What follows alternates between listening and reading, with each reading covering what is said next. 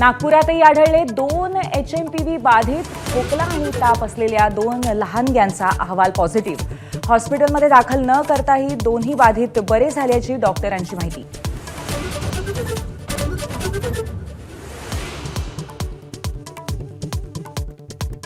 HMPVचे देशात आढळले 8 बाधित. लागण झालेल्या 8ही बालकांना देशातच संसर्ग झाल्याचं उघड. केंद्रीय आरोग्य मंत्र्यांकडून ॲक्शन प्लॅन जाहीर.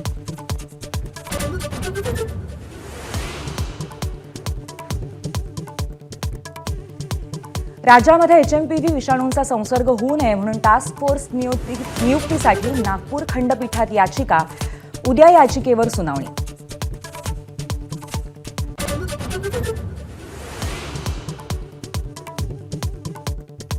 दिल्ली विधानसभा निवडणुकीची आज घोषणा.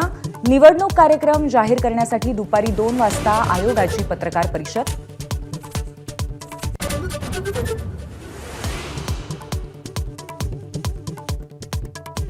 राज्यात लवकरच दुसऱ्या टप्प्याची शिक्षक भरती.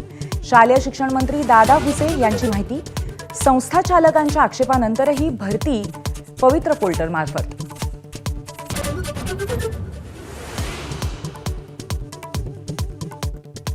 प्रमोशन झाल्यावर तब्बल महिनाभराच्या प्रतीक्षेनंतर 44 सिनियर पोलीस निरीक्षकांना पोस्टिंग. सिनियर PIच्या मुंबईबाहेर केलेल्या बदल्यांनाही स्थगिती.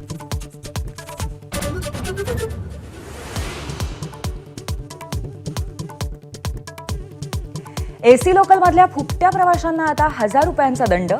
फर्स्ट क्लास आणि स्लीपरसाठीही वेगवेगळ्या दंडाची तरतूद. प्रस्ताव मंजुरीसाठी रेल्वे बोर्डाकडे.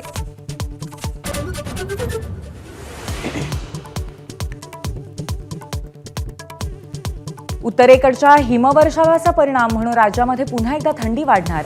मुंबईमध्ये तापमान 14 अंशांपर्यंत घसरण्याची शक्यता, तर ग्रामीण महाराष्ट्रामध्ये 1 अंकी तापमानाचा अंदाज.